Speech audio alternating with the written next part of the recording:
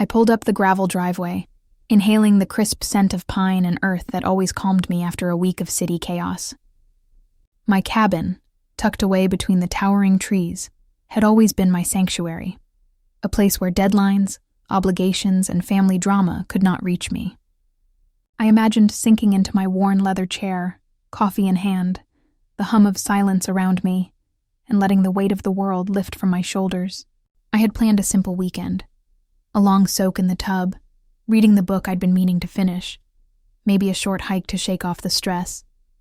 Even the faint chill in the air felt like an embrace. As I stepped onto the porch, the crunch of the boards beneath my feet reminded me of the countless times I'd arrived here, carrying only anticipation and relief. But something was off. A faint scraping sound drifted from inside, followed by the unsettling aroma of sawdust and paint. My heart skipped a beat as I pushed the door open, expecting perhaps a stray contractor finishing a minor repair. The floorboards creaked under my weight, and the living room, normally orderly and inviting, had dust motes dancing in the sunlight streaming through the windows. The calm I'd carried with me began to fray. I stepped cautiously toward the bathroom, the odd noises growing louder, echoing in the otherwise empty cabin. Then I saw it. The bathroom walls stripped to bare studs, cabinets removed, tiles torn up, plumbing dangling like exposed nerves. My stomach lurched, a mix of disbelief and rising panic. The master bedroom beyond was in equal ruin, a scene that felt almost surreal, like stepping into someone else's nightmare. My mind raced, trying to make sense of it. Had someone broken in? Was this an emergency repair? The logical explanations stumbled and fell as the undeniable truth set in. My private sanctuary had been violated. My carefully curated escape, the one place I believed untouchable, had been destroyed without warning, and I had no idea who or why. Every plan I had for rest and reflection crumbled with that single horrifying sight. My hands trembled slightly as I took a step back, inhaling the sharp, dusty air, trying to ground myself. The anticipation of peace had twisted into anxiety, yet beneath it, a flicker of resolve sparked. Someone had crossed a line, and I needed to understand just how deep this betrayal went. I stood frozen at the threshold, staring at the chaos before me. The bathroom, once my sanctuary of quiet and warmth, was a ruin of exposed pipes, splintered wood, and jagged tiles scattered across the floor. The master bedroom wasn't any better. The bed frame lay on its side, drawers pulled out and emptied, personal items strewn across the floor as though someone had hunted through my life searching for secrets. My chest tightened, disbelief rooting me to the spot. How could this happen? I replayed every memory of trusting family or hiring contractors over the years, every time I'd believed someone's word without hesitation. I thought my trust had been respected, that boundaries would be honored. I remembered my cousin assuring me he'd handle the repairs, and my uncle insisting they were just minor updates. Each memory now felt like a cruel joke, a reminder of how easily I'd been manipulated. Anger bubbled beneath my skin, but it was tempered by the hollow ache of betrayal. As I moved further into the room, my eyes caught a small piece of paper taped to the bathroom mirror. It wasn't a standard contractor's note. The handwriting was familiar, but the words sent a shiver down my spine. You weren't supposed to find this yet. Enjoy the surprise. My hands clenched into fists as I read it over and over, each repetition feeding both curiosity and dread. Who could have done this, and why? Every plausible explanation seemed darker than the last, twisting in my mind like a coil of smoke I couldn't escape. The silence of the cabin, once comforting, now pressed down like a weight, magnifying the sense of violation. I sank onto the edge of the ruined bathtub, trying to collect my thoughts, each breath shallow, my mind racing through possibilities. Whoever had left this note wasn't just careless. They had an agenda, a plan, and they knew I would discover it.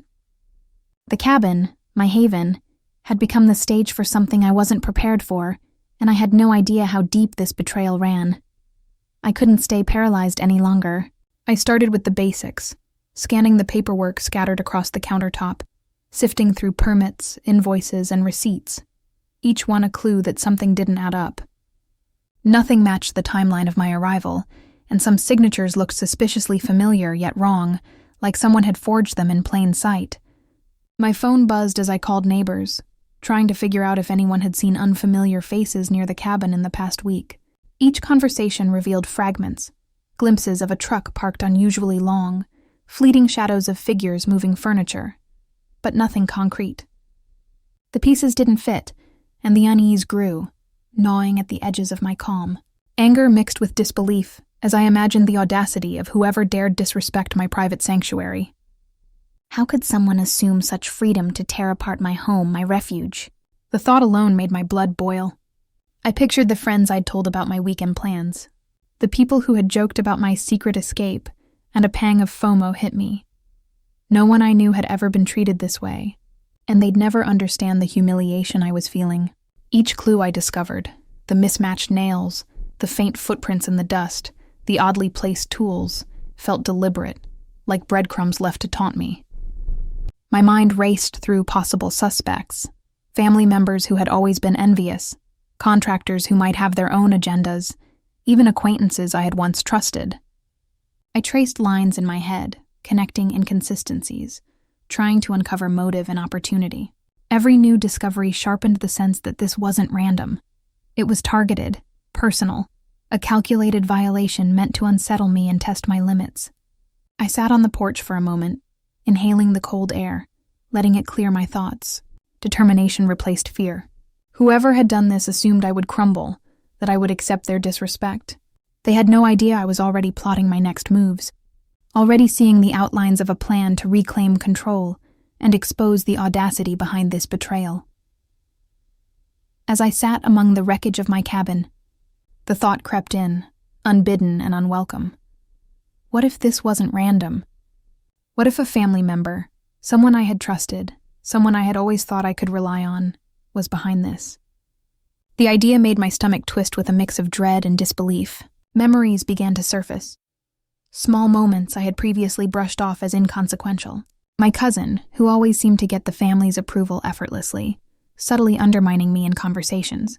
My sibling, whose achievements were celebrated while mine were quietly dismissed. Even my parents, who often praised my younger siblings' choices while leaving mine unacknowledged, flashed in my mind like an old film reel. Each flashback carried its own sting, the quiet betrayals stacking upon one another until they formed a pattern I couldn't ignore. I remembered birthday parties where I was barely noticed, holidays where my accomplishments were overshadowed, and family gatherings where my opinions were dismissed with a polite nod. The thought that someone I loved and trusted could orchestrate the destruction of my sanctuary brought a new intensity to my anger and hurt. My empathy for their past motives, envy, resentment, or a desire for control, clashed with my own sense of injustice, deepening the emotional tension. I began to replay interactions in my mind, searching for signs I had missed, subtle slips that now seemed telling. Was the casual dismissal of my accomplishments part of a larger scheme? Had I been blinded by familiarity and affection, ignoring the undercurrents of manipulation and preference? The idea that my personal space had been violated by someone who knew me intimately made the betrayal cut deeper than any stranger could. The pattern of favoritism, the quiet betrayals, the repeated neglect, they weren't coincidences.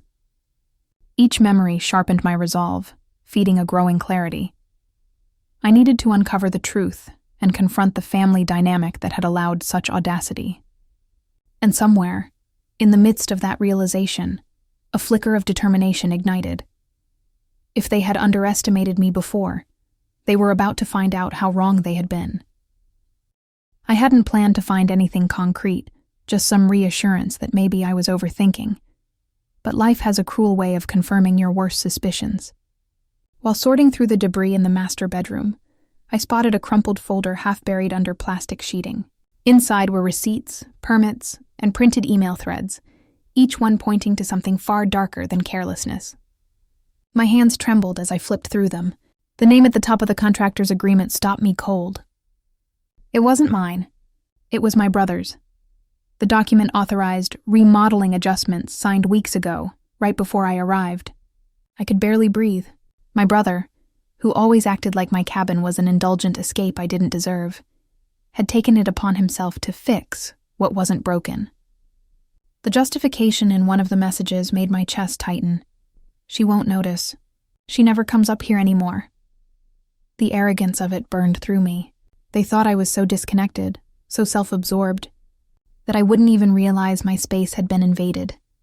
Scrolling further, I found bank transfers, group messages, and a string of texts with mutual family members gossiping about taking care of the place as though it were some collective property, not mine alone. It was all there, in black and white, my autonomy erased, my boundaries ignored. The betrayal stung in layers, the violation of my home, the mockery behind my back, and the audacity to assume I wouldn't care enough to find out. I sat on the floor. The papers spread around me like fragments of trust I could never piece back together. My chest felt hollow. There was no screaming, no breaking down, just a quiet, crushing numbness. They had done this deliberately, and worse, they had justified it among themselves. That was the moment the real pain set in. Not just from what they did, but from realizing how little they thought of me. I didn't sleep that night. The cabin felt colder, emptier, as though every wall whispered betrayal back at me. By morning, the numbness had hardened into something sharper. Resolve. I called my friend Clara first. She'd always been the voice of reason, but even she couldn't hide the disbelief when I told her what I'd found. "They signed for construction in your name?" she asked, her voice cracking. "Yes, my brother, the same one who mocked me for buying this cabin in the first place." Clara exhaled slowly. "You need to play this smart. Don't let them know you know yet." Her words struck something deep inside me. For once, I wasn't reacting out of hurt. I was thinking. Calculating. Next, I met with Mark, an old college friend who worked in real estate law. Over coffee, I spread the evidence across the table. Receipts, screenshots, permits. He looked at them, then at me. "This is serious. They've overstepped every legal boundary imaginable." A bitter laugh escaped me. They thought I'd be too emotional to notice. Too weak to fight back. He leaned forward. "Then let them keep thinking that. The quieter you move, the harder they'll fall." Those words became my mantra. I started making calls, documenting everything, tracing every payment back to the source. Each discovery made my anger colder, more focused. I wasn't just going to confront them. I was going to make sure they understood what it felt like to be dismissed, underestimated, treated as invisible. By evening, my fear had transformed into strategy. The dynamic had shifted. They didn't know I had the upper hand now. Every condescending message, every smug assumption, they were ammunition. I wasn't powerless anymore. For the first time in a long time, I felt control slipping back into my hands, one deliberate move at a time. I decided to stop reacting and start directing. If they thought I was the kind of person who would storm in and scream, I would give them the exact image they wanted, then quietly undo it. First, I crafted a message that sounded hurt and confused, not accusing. I texted my sister a photo of the porch, the dust still settling, with 3 words. "Is this true?" Then I called my neighbor, May, and asked her to be casual if anyone came by and to let me know if she heard voices. I wanted them to be careless in front of someone who could vouch for what they said later. I moved with the deliberate calm of someone who knew the end before the opening scene had even started. Over the next 24 hours, I staged my own vulnerability. I posted a vague status about plans ruined, and even replied to family group messages with lines that hinted at sadness and fatigue. Each small performance was designed to lower their guard. In private, I kept building the dossier. Bank transfers, contractor names, and the exact timeline of messages between my brother and the so-called crew. I made copies and saved screenshots, careful to record metadata and timestamps so nothing could be deleted or denied. Every piece of paper and every cached message became part of the net I was assembling. Then I baited the hook. I sent a carefully worded email to the contractor listed on the permit, not accusing, just asking for clarification about the scope of work and the person who signed the contract. The reply I wanted would either confirm the forgery or give me a lead. Meanwhile, I invited Clara over under the guise of needing moral support. She arrived with a calm expression and a recorder tucked in her bag. We'd agreed she would play the role of a shocked friend if things escalated. My goal was tactical theater. Make them comfortable, watch for overconfidence, and quietly gather every slip. On the afternoon I chose to confront them, I sent a group message to the family chat. "Quick heads up. I'll be arriving at the cabin this evening. Can we all talk tomorrow? It's important." The tone was neutral. Curiosity and FOMO would do the rest. They didn't know I had already alerted a neighbor and had legal counsel on standby. I wanted them to assume I was clueless and alone. When my brother called later that afternoon, his voice had that practiced mix of irritation and faux concern. "Are you okay?" he asked, heavy with an implication I recognized well. He wanted me to be the one apologizing for being dramatic. I invited them for coffee the next morning, keeping my voice steady, my face composed. The room smelled faintly of burnt toast, a domestic, trivial scent meant to disarm. As they talked, I listened for slips, the words that betray when someone thinks they've gotten away with something. Their faces told more than their sentences. At one point, my sister laughed a little too loudly, and I could see the flicker of triumph in my brother's jaw. That flicker was all I needed. I let them believe my confusion was genuine, watched their stories become more elaborate, more awkward. The revelation landed like a stone in a still pond. For a breathless second, the family tried to regroup, to manufacture a story that fit the new facts. I watched as the narrative cracked. The arrogance that had let them assume I wouldn't notice suddenly met uncertainty. Yet their first reactions were not full confessions. Instead, attempts to deflect, to joke, to minimize. It was a small victory. I had moved them from a place of power to a place of doubt. But then, unexpectedly, my brother's face hardened. His next words were not a denial but a confession wrapped in a threat, something none of us expected, and the room froze with a new, dangerous clarity. I remember it. His words dropped like glass, sharp, glittering, impossible to sweep away. He said almost casually that the repairs were part of an investment plan. "You weren't using the place anyway," he murmured, leaning back as if explaining simple math. I stared at him, feeling that peculiar calm that comes before a storm. My pulse slowed, my voice stayed even. "So you tore down my bedroom because you thought I didn't need it?" He shrugged. My sister fidgeted, pretending to look at her nails. It wasn't about misunderstanding. It was about ownership. They'd decided my quiet retreat was wasted potential. Their potential. Every smirk, every half-truth they'd ever offered suddenly aligned. Flashbacks hit like frames in a movie. My brother's condescending advice, my sister's quick, "You're so lucky to have a cabin" remarks. I used to think those were envy in small doses, but now I saw them for what they were, rehearsals. They had always been measuring what was mine against what they thought they deserved. The discovery didn't break me. It clarified me. Their greed wasn't just financial, it was moral. They couldn't stand that I had something untouched by their manipulation, something purely mine. I let silence stretch between us, long enough for them to feel it. Then I placed the printed receipts on the table, the unauthorized permits, the wire transfer with my brother's initials, and the contractor's signed email admitting he was contacted by the family representative. Watching their faces shift was its own kind of justice. First denial, then recognition, and finally, the thin film of panic that always accompanies exposure. My sister whispered, "You wouldn't actually take this to court, right?" And that was the exact confirmation I needed. They knew what they'd done was wrong. They just hadn't expected consequences.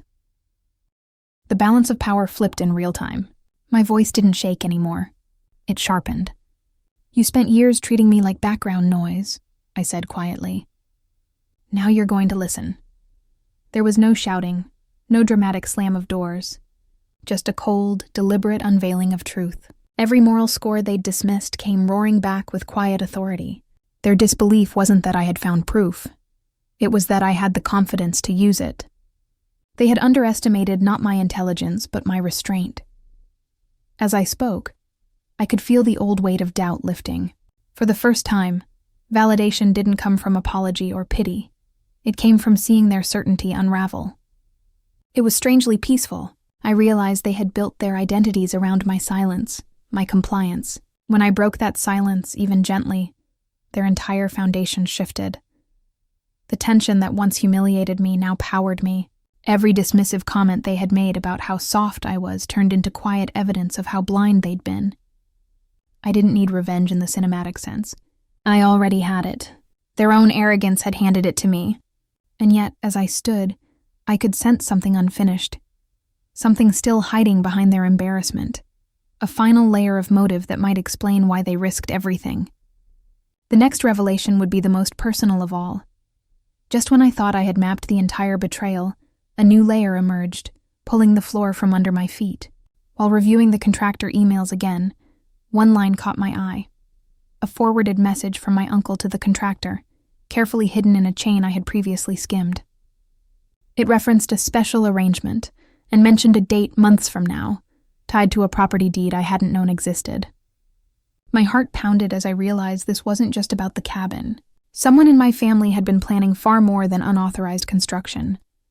They had been maneuvering to gain control of a second property I legally owned, a secluded investment they assumed I would never discover. Flashbacks collided in my mind. Casual mentions of a will, offhand jokes about secret assets, moments I had dismissed as family chatter. Now each memory sharpened, each smile or shrug a clue I had ignored.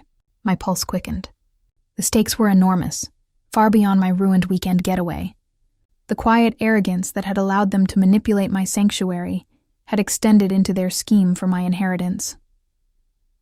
I called Clara immediately, my hands trembling with a mix of fear and anticipation. "You're not going to believe this," I said, reading the lines aloud. She gasped, recognizing the gravity instantly. We traced the emails, receipts, and property documents, piecing together the meticulous plan my uncle and brother had orchestrated. It wasn't just about disrespecting my space. It was about positioning themselves to inherit, to claim control, and to humiliate me while they did it. The realization hit harder than anything before. I felt a surge of FOMO, not mine, but a strategic one for them. They had assumed my ignorance would be permanent. Their arrogance had blinded them to the fact that I now had all the pieces, that I could anticipate every move they had thought invisible. The family's miscalculation gave me an unprecedented advantage. The emotional weight of their greed, paired with the audacity of their secrecy, fueled a new clarity in me. This was bigger than anger. This was justice in the making. I leaned back, letting the tension settle just enough to savor it. Their scheme, their collusion, their overconfidence, it was all exposed, and I was the one who now controlled how it unfolded. The stakes had risen. The game was no longer about the cabin, and the family had no idea how underestimated I truly was. The twist wasn't just shocking. It set the stage for the ultimate reversal. The morning of confrontation arrived with an almost cinematic stillness. I didn't storm in. I walked deliberately, calm and measured, letting every step announce that I was no longer the person they thought they could intimidate. My brother and uncle were waiting, faces painted with feigned concern, but the air around them was tense, brittle. I spread the documents on the table, receipts, emails, contracts, property deeds, each one a strike against their assumptions. Their smiles faltered almost immediately. "You thought I wouldn't see this," I said quietly, letting my words hang. "You thought my silence meant weakness." My voice was steady, cold, and precise. My sister shifted in her chair, glancing nervously at the papers, realizing for the first time that her confidence was misplaced. They had assumed arrogance and manipulation would protect them, but the game had flipped. Every casual laugh, every dismissive comment I had endured over the years now underscored their hubris. I recounted, calmly but with sharp emphasis, each calculated move I had uncovered. The unauthorized construction, the collusion with the contractor, the hidden plan for my inheritance. Each revelation landed like a hammer, dismantling their facade. Their attempts to interject, to minimize, fell flat. Their power had been an illusion built on my perceived ignorance, and now that ignorance no longer existed. A strange satisfaction coursed through me. Pride, yes, but also a deep karmic relief. Every subtle betrayal they had orchestrated for years had been undone by patience, observation, and strategy. I didn't raise my voice. I didn't need to. The documents, the timeline, and my composure did the work. I could see it in their eyes. The realization that they had miscalculated, that their assumptions about me had been catastrophic errors. As I paused, letting the weight of the evidence sink in, I felt a shift inside myself.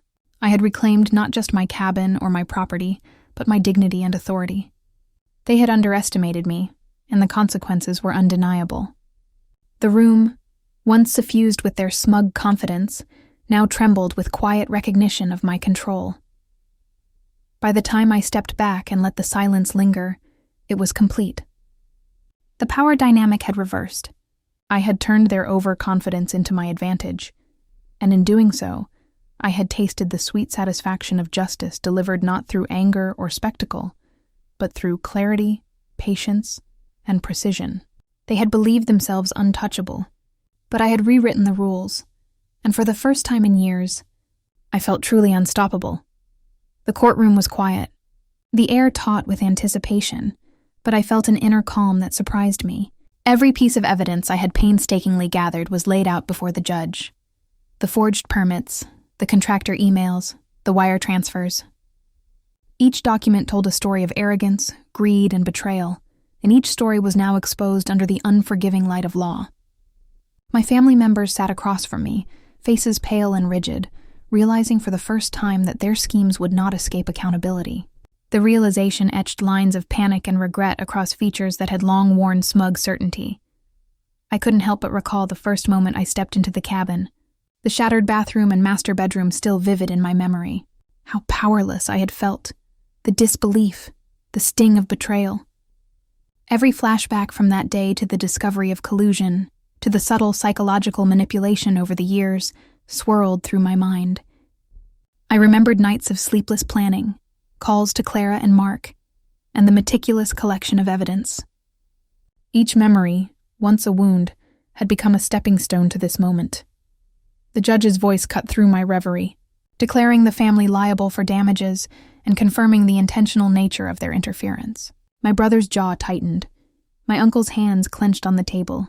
For once, their powerlessness mirrored the helplessness I had felt.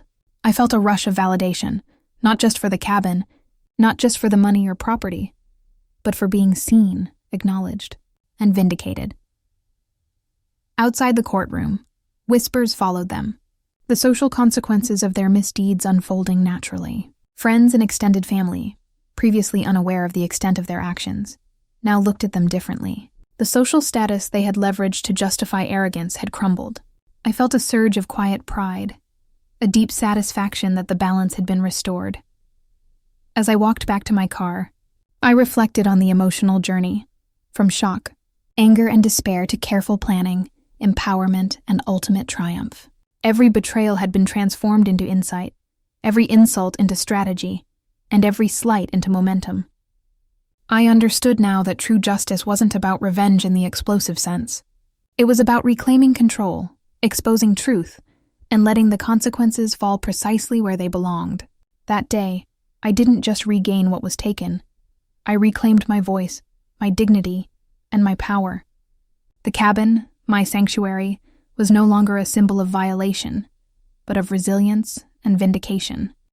Weeks later, I finally returned to the cabin, this time for peace rather than confrontation.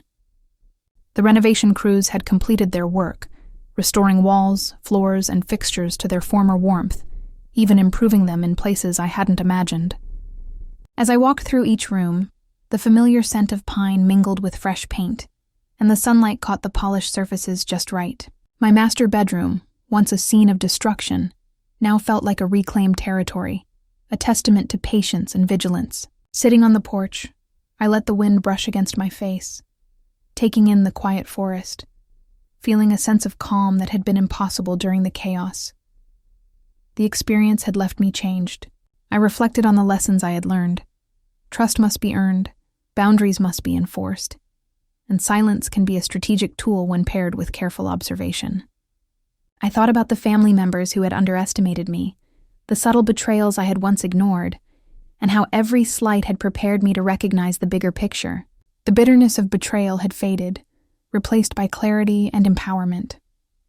I organized the cabin with intention, arranging personal items in ways that symbolized control and respect for my own space. Even small gestures, a favorite mug in the kitchen, my book stacked just so, felt like tiny victories, reaffirming ownership of my life and choices. My phone buzzed occasionally with messages from friends checking in, curious about the aftermath, and I found myself smiling at their interest. They hadn't experienced anything like this, and in sharing the story, I realized the moral resonance extended beyond me. Vigilance, patience, and self-respect could triumph over deceit and greed. As night fell, the cabin glowed softly under the moon, a quiet witness to my journey from shock to empowerment. I poured a cup of tea, letting the warmth seep through my hands, and allowed myself a final reflection.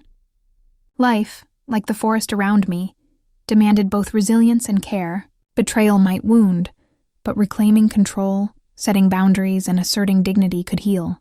The cabin was restored, yes, but more importantly, so was I. I realized that sometimes the true victory isn't in punishment or revenge, but in reclaiming your peace, learning from the pain, and walking forward with unwavering strength. Just when I thought the storm had passed, an unexpected letter arrived, slipped under the cabin door as if delivered by fate itself. I opened it with casual curiosity, only to find legal papers revealing a hidden clause in my late grandmother's will, a secondary inheritance I had never known existed. The property, long whispered about in family rumors, was now unequivocally mine, untouched and uncontested. My heart raced, a cocktail of disbelief, relief, and triumph flooding through me. I sank into the cabin chair, letting the magnitude settle in. Everything my family had tried to manipulate or control now seemed trivial. Their scheming had not only failed, but inadvertently ensured I received what had been my birthright all along. The twist was deliciously ironic. Their greed had blinded them to a fortune they could never claim. I smiled quietly, savoring the satisfaction. Justice had arrived not just through confrontation, but through unexpected providence, leaving me not only vindicated, but unexpectedly enriched. Looking back, the cabin wasn't just a building. It was a mirror reflecting my journey through betrayal, anger, and ultimately, empowerment.